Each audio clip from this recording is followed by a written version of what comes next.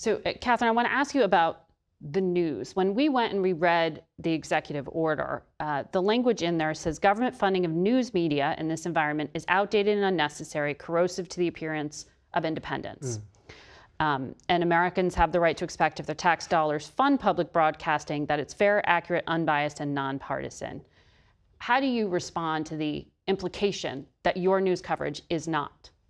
Is not fair and nonpartisan. I mean, I think unbiased. Yeah, I mean, well, first of all, I think it's important to note that I'm the CEO and we have an independent editor-in-chief who oversees the newsroom, and so I don't make editorial decisions, and that I think is just always an important point to make. But I think our newsroom would really take issue with that. We have been on air for more than 50 years. We've been covering news as it occurs across the nation, in local communities, overseas. We have an extraordinary Washington desk, and our people report straight down the line. And I think that not only do they do that, they do so with a mission that very few other broadcast organizations have, which is a requirement to serve the entire public. That is the point of public broadcasting, is we bring people together in those conversations. And so we've had a whole host of conservative voices on air of late. We've been making requests of the Trump administration to have their officials on air. We would like to see more people accept those invitations. It's hard for us to be able to say we can speak for everyone when folks won't join us. So that was the executive order. Then we looked at the White House talking points and what they're putting on social media. They're a lot more about you than you. And on NPR, they were saying things like a July 2022 editor's note that said the Declaration of Independence had offensive language against Native Americans. We checked, and the word savages is used. The White House faults your editors for avoiding the term biological sex when discussing transgender issues. They apparently want you to use the term pro-life and faulted your use of the term anti-abortion rights to refer to activists. So when you see specific editorial criticisms like that, what do you interpret the intention of this being? Well, I interpret the intention of this being trying to create a narrative around our editorial independence. And as I said in our... To control it? To control it. And I think that that is an affront to the First Amendment. We have an independent newsroom, and we will always have an independent newsroom.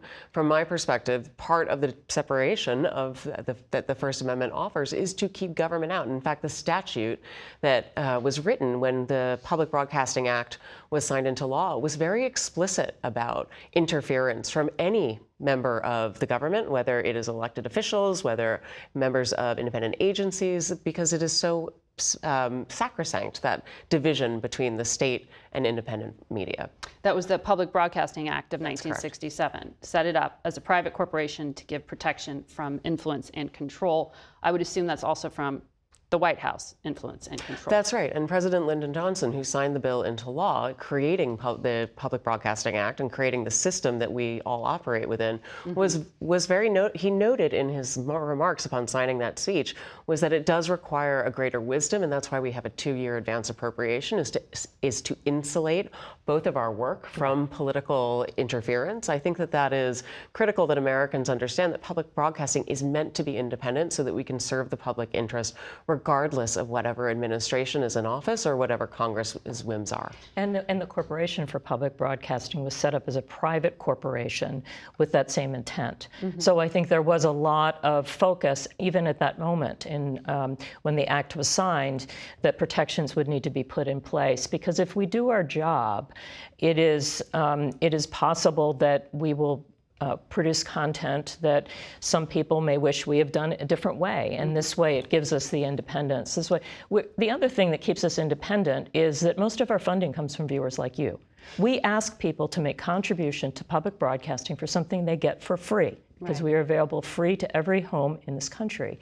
And so both the combination of the fact that it was built as a public-private partnership, there would be some public money that went into public broadcasting that would enable stations in small communities to exist, alongside the fact that most of our support comes from people in communities, that really does create something that is very independent and very responsive to the communities that we serve. And if I may, just to give a sense of those numbers, for every single dollar that the federal government puts in, stations raise on average about $7 from private sources. And so you also have to recognize that this order interferes with the the First Amendment rights of our listeners and viewers who've made a choice to contribute, and this is the news that they want to see and hear or the programming that they are committed to. It did just stand out to us as journalists ourselves because the research shows that, there's declining trust in media, in news, and the president was talking about that himself there, that he wants a free and fair press. We're going to continue to cover this, and thank you for your time today. Thank you for having us.